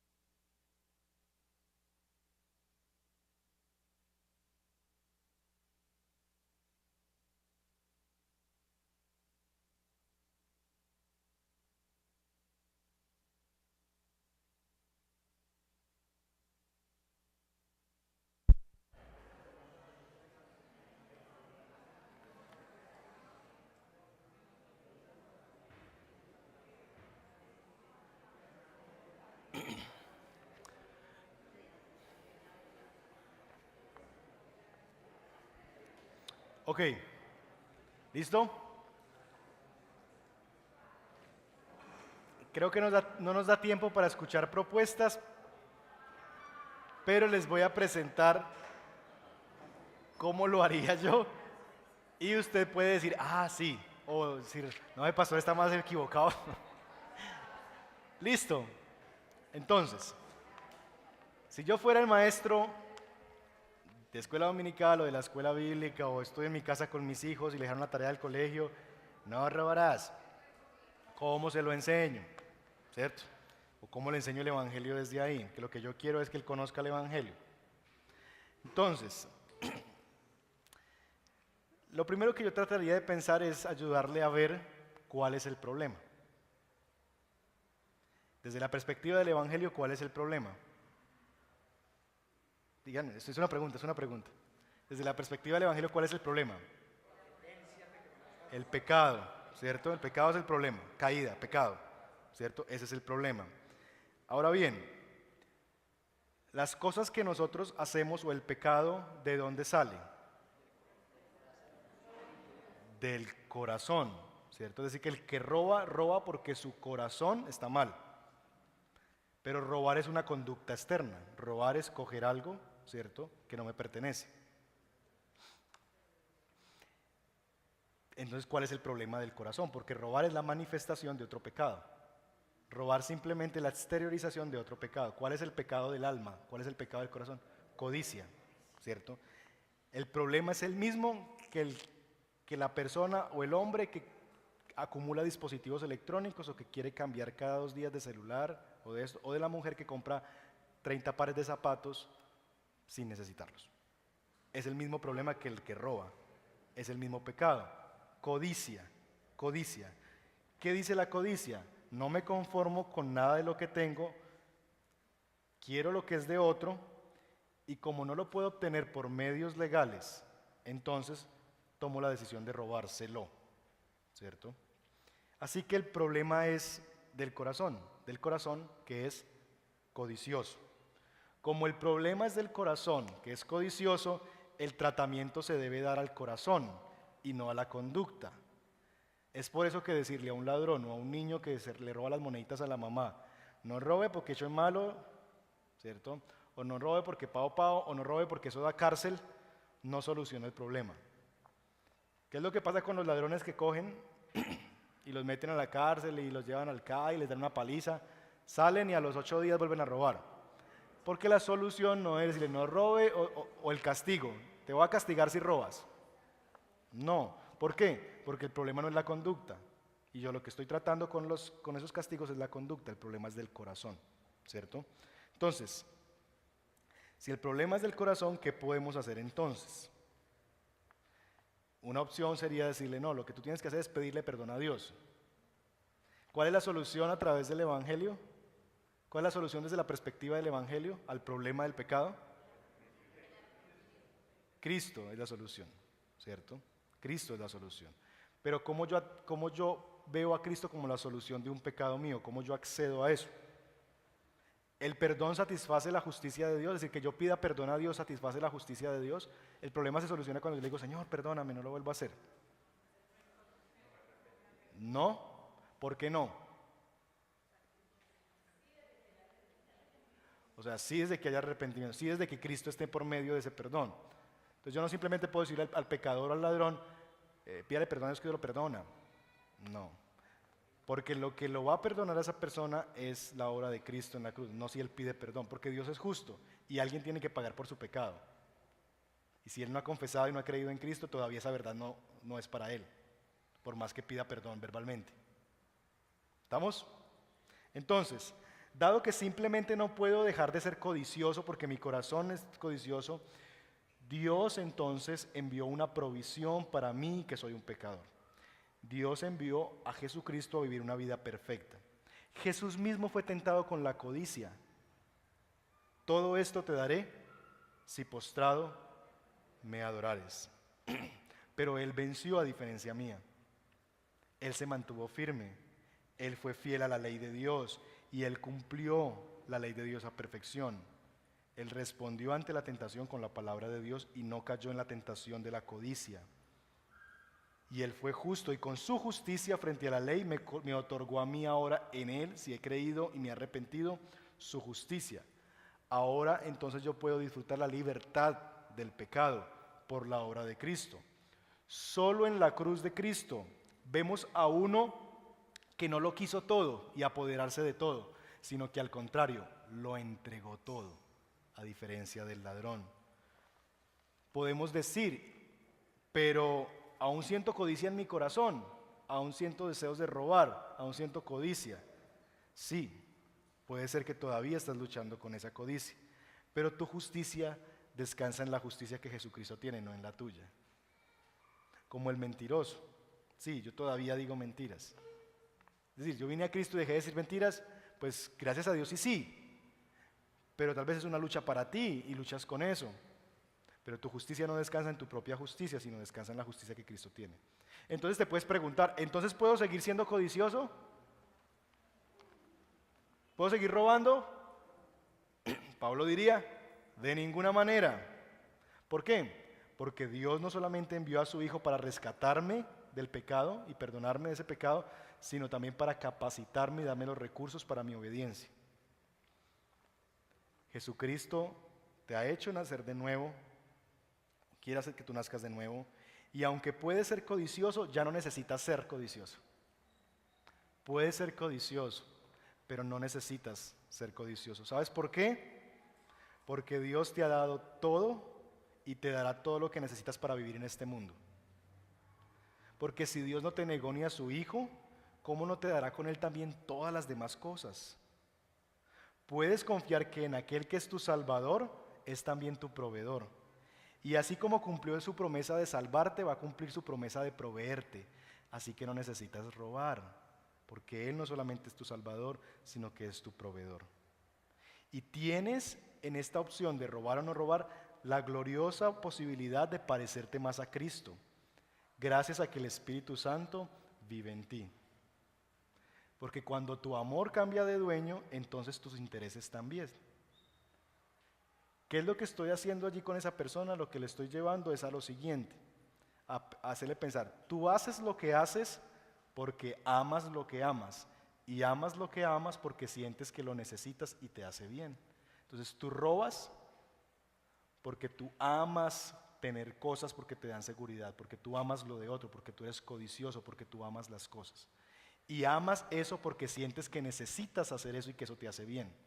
Lo que yo quiero derribarle a esa persona es toda su argumentación y decirle, tú no necesitas eso para vivir, no te hace bien.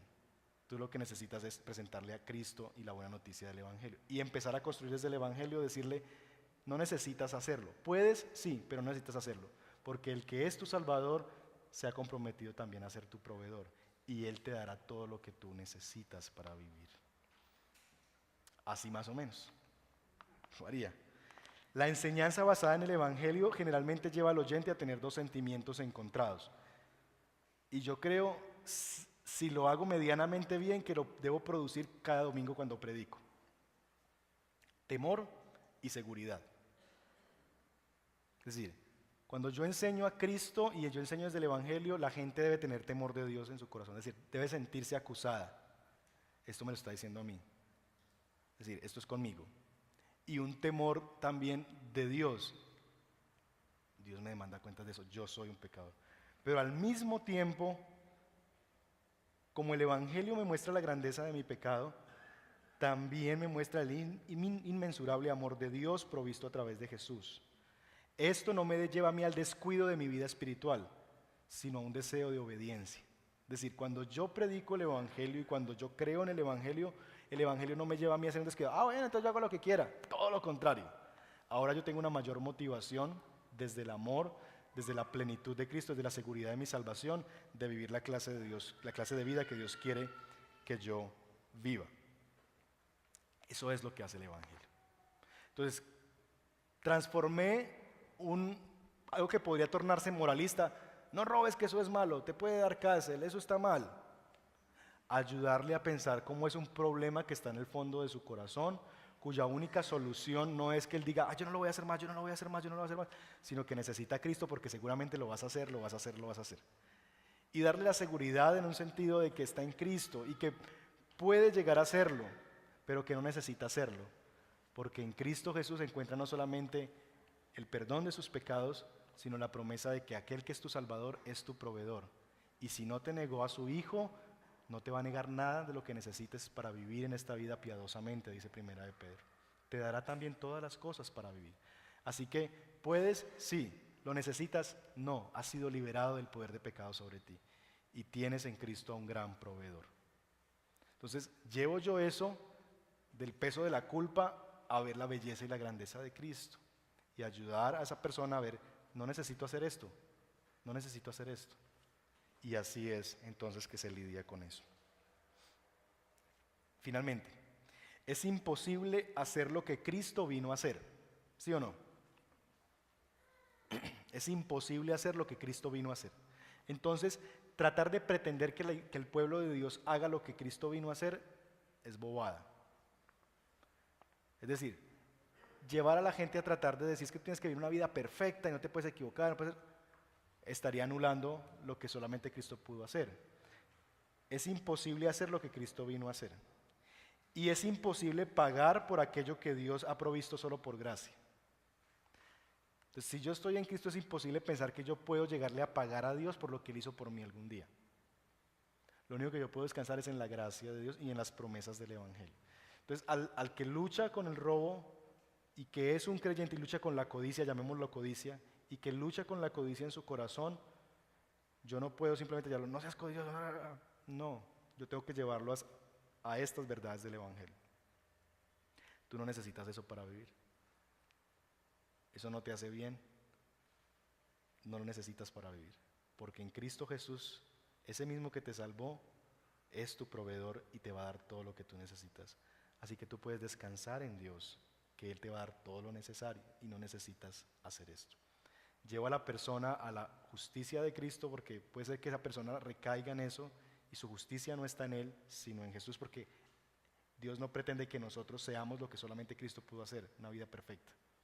Y por algún lado nos vamos a deslizar. Queremos crecer en nuestra santificación, pero basados en las verdades del Evangelio, en la seguridad de que estamos en Cristo y que podemos ser santificados porque hemos sido salvados, no al revés. No soy santificado para ser salvado. Yo puedo crecer en mi santificación porque algún día fui salvado por la gracia de Dios. Y aunque aquí hay momentos en que no soy lo que debería ser y no hago lo que tengo que hacer, todavía yo soy salvo en el Señor y todavía tengo la justicia de Cristo y todavía dependo de la justicia de Cristo. Y esa justicia de Cristo y lo que es Cristo para mí me da el recurso para poder yo llegar a vivir la clase de vida que Dios quiere. Por eso el arrepentimiento no es algo que se hace solamente cuando yo vengo a Cristo por primera vez. El arrepentimiento debe ser un estilo de vida para el creyente. Porque todos los días necesitamos que Dios nos transforme. Solo que cada vez Dios nos muestra como quien se acerca a un espejo pecados que pensábamos que antes no ni los llamábamos pecados. Antes veíamos de lejos y veíamos si era adulterio, fornicación, robo, eso sí es pecado. Pero mentira, codicia, no, eso no. Pero cuando nos empezamos a acercar a Cristo, el espejo empieza a acercarse y vemos las cositas más mínimas y empezamos a trabajar sobre ellas. Entonces, cerramos de esta manera el Antiguo Testamento. Próxima semana lo que vamos a hacer es cómo predicar a Cristo desde el Nuevo Testamento. Es más sencillo y lo que nos vamos a dedicar es a responder preguntas, a afinar un poquito cosas, a hacer algunos ejercicios prácticos para poder cerrar bien. Muy bien, oramos y salimos. Gracias por venir. La escuela bíblica inicia en 2 semanas, los cursos de la escuela bíblica. Entonces terminamos este martes. Estoy dudando que no he hablado con Adriana muy bien del tema, si arrancamos inmediatamente después del martes o descansamos un martes y arrancamos. Los cursos que se van a ofrecer para que ustedes lo vayan pensando y como están aquí juiciosos, la primicia. Vamos a ver un curso que se llama El trabajo centrado en el Evangelio, para aquellos que quieren aprender cómo vivir su vida laboral desde una perspectiva del Evangelio, cómo ser trabajadores para la gloria de Dios. 2, vamos a hacer un curso que se llama un curso de finanzas, ¿cierto? Si usted sufre con el dinero y la administración y presupuestos, vamos a hacer un curso de finanzas. 3, un curso para matrimonios que se va a llamar Matrimonio Sagrado. Si usted quiere trabajar su vida de pareja, este es un curso para usted y su pareja, Matrimonio Sagrado. Y si no ha hecho ninguno de los cursos, le invitamos a que haga el primero que todos debemos hacer, que se llama Una vida centrada en el Evangelio, que es el curso prerequisito para los que no han hecho ningún curso de la escuela bíblica. Padre, gracias te damos a ti por esta noche. Gracias por la oportunidad de aprender, de abrir las Escrituras, de abrir nuestra mente, Señor, y mostrarnos a Cristo en cada texto de la Escritura. Amamos, Señor, la palabra y ayúdanos a cultivar cada día más un amor más profundo por ti y tu palabra. Llévanos a casa con bien, bendícenos, guárdanos, Señor, y gracias por estar en medio de nosotros y con nosotros. Te bendecimos a ti en el nombre de Jesús. Amén. Amén. Que el Señor les lleve con bien.